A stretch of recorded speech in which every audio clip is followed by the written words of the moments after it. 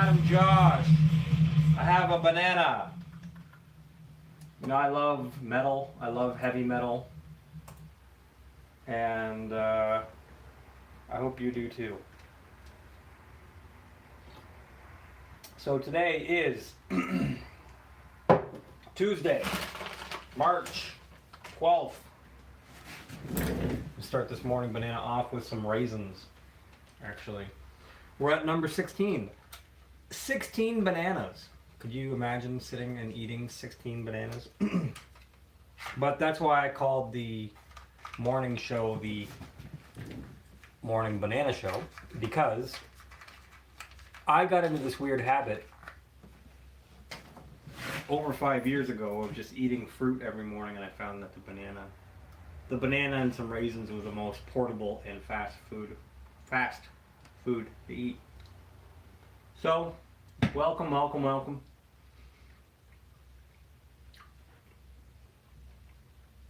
How are you doing? I was just at the restaurant 1. So I had a, you might have heard me griping about it this last couple of morning bananas. We have a 3-compartment sink near the wash area, and at the back near the marination station we have another big stainless steel sink. But the one I'm talking about is a 3-compartment sink. And the drains on it, the drain assemblies, to buy the same one that's in there, $400. Buy a little different one, a little cheaper, is $99. There's 3 drains on the 3-compartment sink. Gaskets, 2-inch plumbing, yada yada yada. So when you start seeing a leak from the bottom of the sink, you trace it. Ideally, it would just be one problem. But the restaurant is 7 years old now. So if it would be one thing, that would be great. Wound up being, I don't know, 5. So you guys know my personality, my work ethic. #AdamJoshWorks. I get it done. And I've always had a lot of older friends. I mean, not a lot of older friends, but I've always had older friends. So the people that I have in my life that are like my friends older than me are worse than I am. So if you think I'm bad, think they are worse than I am. They literally don't have time for social media or YouTube accounts. So I like to chill as much as I can, make some time for me time. I found that if I go OCD and work like crazy, I just burn out.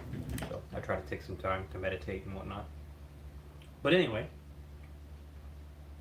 so one of the major problems with this 3-compartment sink was a knife hole through the bottom. Stainless steel, the sheet metal that they use to form the 3-compartment sinks, is pretty thin. So if you're feeling stabby when you're putting the dishes away because you're a disgruntled employee, or maybe you're just not paying attention, you stab a hole through the bottom. So I looked up a lot of different repairs, and in my last job as a technician working around the GTA, I dealt with this a lot, mostly with dishwashers. And one fix that we came up with, my buddy Rick, who is a super qualified, overqualified technician for what he does, he came up with some epoxy resin that he got at Sale in Burlington. And you put the epoxy, the adhesive, down on the sanded surface of the metal, and then you put a patch on. So you have to go buy or cut out a patch of stainless steel, the thin stuff from somewhere else, plop that down on the adhesive, and then sand around it, and that works. So, you know, I did call him up and I was like, hey, this is my issue, what do you think? I already had my own ideas about what I was going to do. I had plugged the hole, it's a tiny knife hole, right? I had plugged it with, where's my coffee? I had plugged it with shoe goo, or what do you call it? Silicone. I was this close to going and buying epoxy, but I thought the thing about putting epoxy in a sink is, epoxy is kind of permanent. So you got to think about, is this what you want to do? And epoxy is great. It's not the be all end all though. So I thought about it. Like I said, I called Rick, ran my problem by him. I told him I've been considering doing this JB Weld stuff. It's really, people mostly use it for muffler repair, but what really had me sold on it for stainless steel is not only does it say it's good for stainless steel on the package, but the other thing that sold me on it was that the price point. That's another thing that sold me on it. The whole tube of it was $12. This is probably like 50 cents worth. Another thing that sold me on it was it's stronger. Pardon me. It's stronger than epoxy, than traditional like dollar store epoxy. And I like the color as well, and I can polish it. So what I wound up doing, I took out the mess that I had in there. I had shoe goo, silicone type stuff in there, and plumber's putty, which I knew wasn't going to last. Plumber's putty and some shoe goo would last in my sink for about a year. So up that to a commercial sink that's used. This is the problem, is that at Restaurant One we're using that sink every single day. And some of you know I used to manage there for a year and a half myself when we first opened it, and I used to wash dishes every day, so I know what's going to be I know it's going to be used heavily. So anything that I do you can't think of it as a residential problems, 60 psi and drains. It's a whole different ballgame. But commercial applications, when you're dealing with it every single day with kitchen cleaning utensils and whatnot. So I wound up with JB Weld. I decided that I didn't ask Rick about that, but Rick was trying to sell me on the patch. You can get a stainless steel patch, and I'm like, it's in a corner. We're talking a small knife hole. Like anywhere else, you could put like hot glue in it and it would work. But hot glue or silicone or plumber's putty. But anyway, because it's the restaurant and because we're gonna have high traffic in there, and I went with this JB Weld stuff.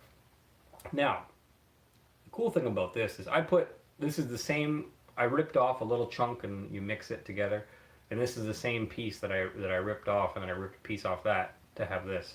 Now I did this job this morning, which is why I didn't do a morning banana at like 8:45, because I was there at the restaurant. But I did this at like 8:30. Now listen to this. What did that wind up? So, as you can tell,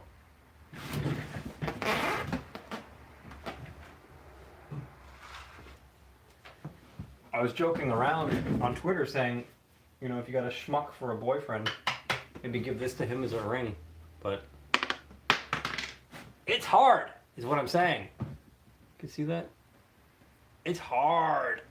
And I put a little bit of a bend in it while it was still pliable.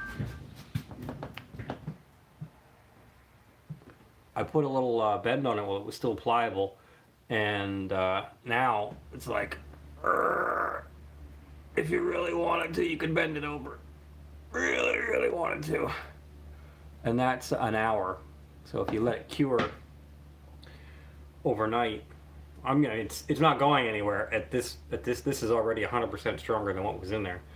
This is not going to be going anywhere. So, what sold me on it was the guy who was using it on YouTube to plug a gas tank.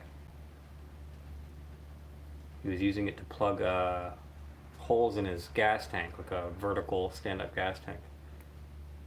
So that's pretty hard stuff. The fact that I can rip it apart doesn't instill a ton of confidence in me, but for what I'm using it for, it should be okay.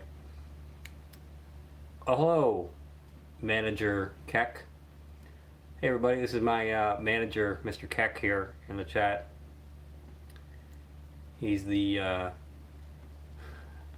new manager for the morning banana experience. So I was just talking about some plumbing issues that I had, and yeah. Another thing that's worthwhile to talk about was all these videos that we were talking about yesterday. My friend Civilian X, or Bookish at Bookish Neptune on YouTube, found a really good score, a treasure trove of 9/11 videos on YouTube that I guess were digitally restored. And if you follow my Twitter account at adamjosh.com, you'll see that we were talking about one in particular that basically at like the 2-minute mark, you can clearly see behind the towers. There's no Brooklyn Bridge. There's no Verrazano Bridge. There's a few bridges down the Hudson, and you'd have to look at a map to see all the bridges that we're talking about. I've been to Ground Zero probably about a year after 9/11, 2001. So I went and checked it out myself in the area because I kept hearing about it on the news and it bugged me. So it bugged me that I had no idea what they were talking about. So I went down to New York City and looked at it all myself. Which is why I was so immediately concerned about Building 7, because I walked to the Building 7 site and realized that there's no way that it had anything to do with the planes that hit the first towers, the 2 towers. So that got me on the Building 7 thing. Just going there and looking at where Building 7 is and trying to walk from the Twin Towers to Building 7. You can still do that if you can find the imprint of where the Building 7 was. If you just walk from one spot to another, you'll realize that this is, no planes hit Building 7, but still somehow it pancaked into its own footprint, which doesn't happen unless it is a controlled demolition. Saying all that, we're watching this one video that I linked to on my Twitter account, and you have, at like the 3-minute mark, a bridge appears behind the towers. And that 3-4 minute mark, and the bridge appears behind the towers, and it kind of stays in frame for like the remainder of the video. So looking at the bridge behind the towers, you're like, okay, it's got to be Brooklyn Bridge, right? Because that's the closest, that would make the most sense. And then I was talking to Bookish Neptune about it, my buddy Civilian X, and he was like, no, it's not even the Brooklyn Bridge. Like, if you look at the architecture, it's not the Brooklyn Bridge, it's the Verrazano Bridge. Let me see if I'm saying that right. Let's not get our facts straight on something as important as Verrazano Bridge. Let's get our facts straight on something as important as 9/11 stuff. Yeah, so they call it the Verrazano Narrows Bridge. And when I post this on Twitter, I'll link the video that I'm referring to below in a follow-up tweet. But it's clearly the Verrazano Bridge behind the Twin Towers. Problem with that is it is not exactly behind the towers in real life. So we were going back and forth about it, and it seems that it was inserted. And it's obviously in none of the other videos. Like, there's no... When you watch the 9/11 footage, you never see the Verrazano Bridge behind the towers. So there's one apparently live-action video from ABC that shot from a helicopter, and apparently this bridge was frigging inserted. It's so bizarre. We were chatting about that yesterday.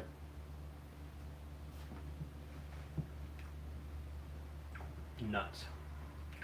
Why did the Verrazano Bridge just appear? So, anyway, Earth is flat. We were talking about, Civilian X and I were talking about, why did they do stuff like this? When anybody could just say, oh, like that's clearly not supposed to be there. There's tons of video evidence, or tons of videos like that. Like, space bubbles is another one. Do they honestly think that a rational person is watching those spacewalk videos and looking at space bubbles and being like, that's perfectly normal? Bubbles in space, yeah, why not? And Civilian X and I were talking about it yesterday, and the only conclusion we could come to, that I could come to, that he agreed with, was they got to be testing if the fluoride is working in the water. They have to be testing, it's a litmus test to see, are they going to push back? Are they this stupid? If you see Elon Musk sending a car to space, and the car is clearly CGI, all the vents are closed like it was underwater. The thing about, don't get me started about Elon Musk. The day of launching the car into space, I did a live stream like this. And all I did was point by point go through, I was sick as a dog that day too, by the way, but it was point by point, I went through how it's impossible that car is in space right now. And I've been working around cars for 16 years. I'm a certified technician. Sorry, since I was 16, which is 21 years ago. 21 years ago, I started in the car industry. I'm managing a car shop right now. There's three cars, 3 bays over there. 2 hoists in the shop that I'm in right now. So don't tell me that I don't know what I'm talking about. But I went through point by point while I was sick that this could not be real. That video that I live streamed on YouTube vanished. It vanished. I even asked people, you watched that, right? Like Desiree watched it. I asked a few people. It vanished. I never deleted it. I can't even find it. I can't, there's no original, there's no other copy. Just pulled off the internet. Crazy. It's like it was a live time, real time rebuttal. Like, this is not happening. They're probably like looking at it like, whoa. Give these guys like a month or two to start taking this apart. This guy is day one pulling this thing apart, how it's impossible. We can't have that. Make us look stupid. But it was stupid. You see, at one point, the car never changes. The cameras obviously never change orientation on the car, which is fine. Whatever, they could be mounted on the car. My whole point was, one of my biggest points was, I got banned from Twitter for calling Musk fake news, yeah. One of my major points was, they say, oh, it's his, they're sending his car, okay? The guy owns a car factory. Let's just start right there. The guy owns a car factory. So when they say we're sending his car, they don't have other cars. They don't have other red. They couldn't make another red Roadster. Are you kidding me? So you get 5 of the same car. 5 of the same car.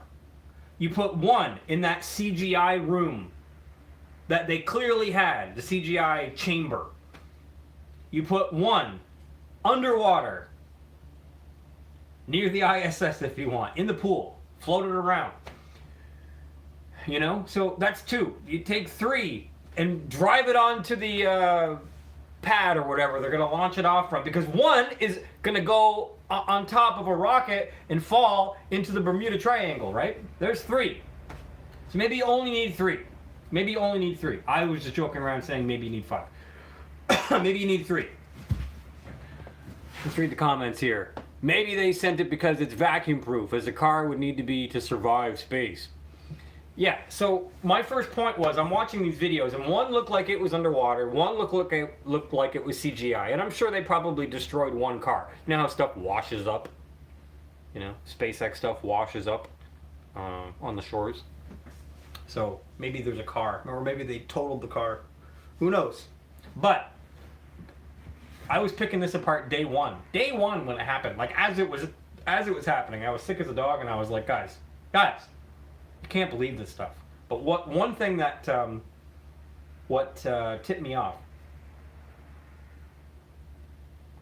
no mirrors, no rear view mirror. So I was like, okay, I'm a car guy. I don't like talking about being a car guy because I don't feel like a car guy, but I'm a car guy. If there's a car guy, I'm a car guy. I've driven, no joke, I have driven over 10,000 vehicles in my life. I've owned more than I can count. I tried to count one year and I came up with over 10,000 vehicles that I've driven. So, a lot. What intrigues me is when I see a car that I haven't driven, but I've driven all the local stuff, all the vehicles you could ever want to drive. So, the first thing I saw was the no rear view mirror thing. That kind of was like, okay, weird. Another thing was that all the vents were closed. And that made me pause for a moment, and I thought, okay, well, if I was going to put this thing, they actually do have cars in Canada. Yeah, when we're not getting around on skis and by dog and sleigh, then we have vehicles as well. So, yeah. I noticed that all the vents on the Roadster that was allegedly in space, the plural of moose is meese. Look at all those meese. So, the vents were all closed. And I thought, okay, well, if I was going to put this car in space, I would probably, like, if I had to be tasked of putting a Roadster in a pool and not have water bubbles come out, I was thinking, okay, well, I would want to take the rear view mirror off because it would reflect whatever's behind. I would want to fill all the air ducts up, like the air ventilation system, with foam or something, because these bubbles that come out would be a real problem, right? So I thought one of these Roadsters is probably in a pool to get the full effect of like things floating. They could get the Starman doing this, and they could get little objects floating. I thought one is probably in a pool. And then the more and more photos and videos that you saw, it was clearly in a CGI thing. And they have that computer glitch where at one point the whole backdrop of space and Earth just goes away and all you see is a green screen and the car propped up with perfect lighting. Yeah, they've gotten really great at CGI, but I was convinced that one was underwater in a pool, and I was convinced that one was in a green screen area that everybody has seen now. And I thought maybe the third one they actually fired off in a rocket and destroyed. But this is the irony of it. Like, people didn't even think about it. Like, well, he's sending his personal Roadster. Mm-hmm. And you know it's his personal Roadster how? What? Doesn't make any sense. He owns a car factory. He can make 1,200 of the same Roadsters and destroy every one. You know what I mean? Like, it was so... People just... The cognitive dissonance is just strong. Very strong with these people. But anyway, so... Stuff like that irritates me. And the video was just scrubbed day one. I went live while I was sick and got scrubbed. But anyway, we were talking about the Verrazano Bridge that just appeared on a 9/11 video. And you want to talk about CGI being good now. I've always been of the opinion that we're 30 years behind, technologically speaking, being held in arrested development from what is actually in the R&D skunkworks departments of places like Raytheon, Northrop Grumman, etc. Boeing Engineering, Boston Dynamics. I mean, these guys, if you watch their YouTube videos, like from Boston Dynamics, they are so far ahead, and that's even still what's public. Imagine what is not public, what's in R&D. Or the skunkworks departments is another way to put it. But the Verrazano Bridge just kind of pops up behind the Twin Towers in this video that I will link under this on Twitter. If you can follow my Twitter account, you'll see it there. And it's just not there, the Verrazano Bridge. If you look at a map of New York City, you can see that if anything, it could have been the Brooklyn Bridge, but it just kind of pops up. So that was 2001. They're placing bridges behind the Twin Towers. Crazy.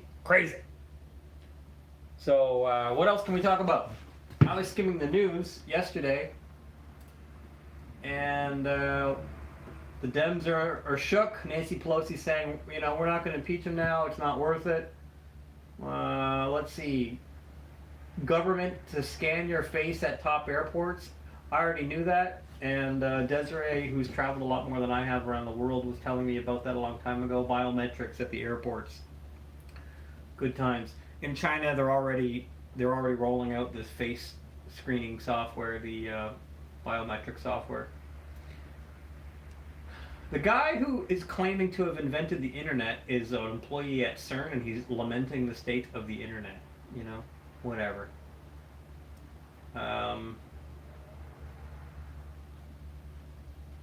Do you guys actually believe that Joe Biden is going to run to be president in 2020? Like, how has he avoided being exposed as a glorious pedophile? I have no idea.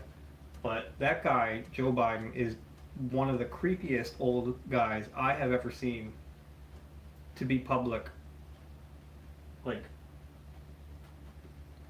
the Epsteins weren't as creepy as Joe Biden. Weinstein wasn't as overtly creepy as Joe Biden. Justin Bieber, a fellow Canadian, losing his mind, saying, "Pray for me." Some states allowing. Oh, I'm gonna have to. I want to read your chats. So, there we go. Some states allowing illegals to get driver's license. Hence, if you make it ID, yeah. There's no. It's so crazy when you talk about illegals in America.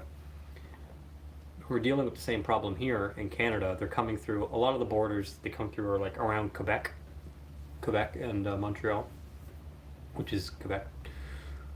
But it's so crazy to think that you allow all these people who are jumping the line, like for immigration. There's people who legally and lawfully want to immigrate to your country, and then these people kind of jump the line, and they're undercutting those people, their comrades from their fellow citizens from their former countries. They're undercutting them. When we have a process that you can become an immigrant by, in my country and in the United States, and they jump the line, and it makes it hard for everyone. Like you say, your wife is a legal immigrant.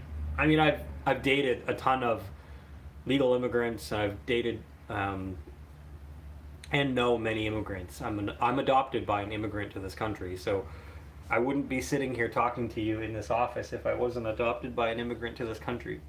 But at the same time, that is a completely different subject matter than somebody who just kind of flies in on a straight flight from Shanghai to Markham, Ontario, or and just kind of gets off the plane and this is my new life in Brampton or Toronto or Mississauga or Markham.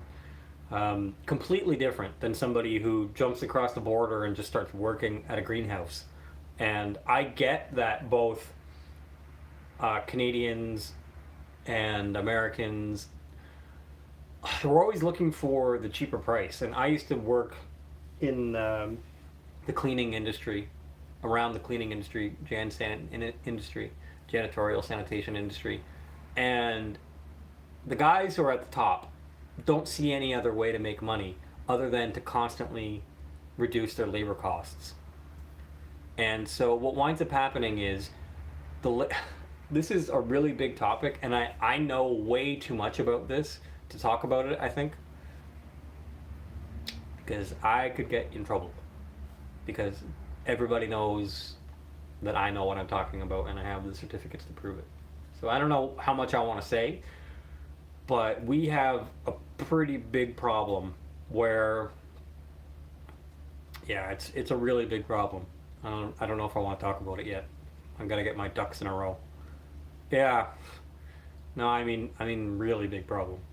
So I'll save that one with me. Save that one for some other day about immigration, because I've never really, other than tweeting about it randomly, I haven't really exposed the whole shebang here, and it's a big problem. Big problem. But yeah, we have some issues. So, but as far as as far as coming in through the southern border of the United States, one of the reasons that the Democrats want these people to come in is because they will hopefully be a voting bloc.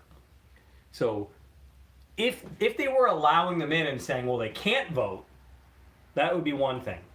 Well, but they're allowing them in so that they can vote Democrat. The irony is when they come in as flag-waving immigrants carrying flags from their own country. Yeah, Venezuela! Okay, if Venezuela is so good, like, what is this? Capture the flag? Put your freaking flag down. You're coming into America, but that doesn't make any sense. And there's people that go through, like in Canada, there's an oath of citizenship. There is an oath of citizenship in Canada. And every Canadian who tries to immigrate has to actually pledge allegiance to the Queen of England, because this country, Canada, is actually literally owned by the Queen still. And so is New Zealand, Australia, the British Virgin Islands. And if you become a citizen of any of these countries, you have to pledge an allegiance not only to the Queen, but to her heirs, because it's a monarchy. People don't want to talk about this stuff, but it's the truth. If you look up whoownstheworld.com and go to Canada, you'll see pretty clearly that we are still owned by Canada. I've had years and years of studying that one. I've written about it on Twitter a lot. I've written about it on my website a little bit. But this whole thing about we elect our parliamentary representatives and whatever in Ottawa, it's all baloney. It's like organized baloney, because at every level there's arguments and there's debates and there's this and that. So the arguments and the debates are real, the people are real, but the infrastructure from the top down is a complete joke. Like, even if you work in a pyramid marketing scheme or top-down company, here's the funny thing, people about that, people like the corporate ladder, right? We'll climb the corporate ladder. That's okay, right? Both Canadians, Americans, Australians, it's okay to climb the corporate ladder, right, to the top. But the pyramid structure is bad. Pyramid bad, ladder good. Pyramid bad, ladder good. I climb corporate ladder. But pyramid bad. Pyramid marketing scheme bad. Ladder good. If you really think about it, it's the same thing. A pyramid marketing scheme and a corporate ladder structure is ruling from the top down. I'm at the bottom rung, but it's okay because it's vertical. Pyramid bad, ladder good. Guys, I gotta go.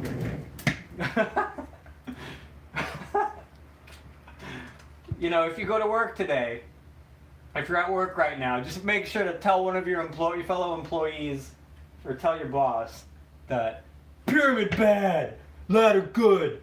I saw it on the internet. Pyramid bad.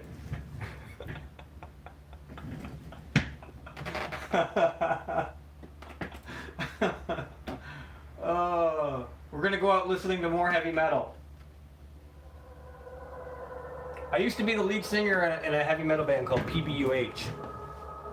It was called PBUH, Peace Be Upon Him. Peace be upon him. So, you guys have a great day. I'm gonna have another coffee.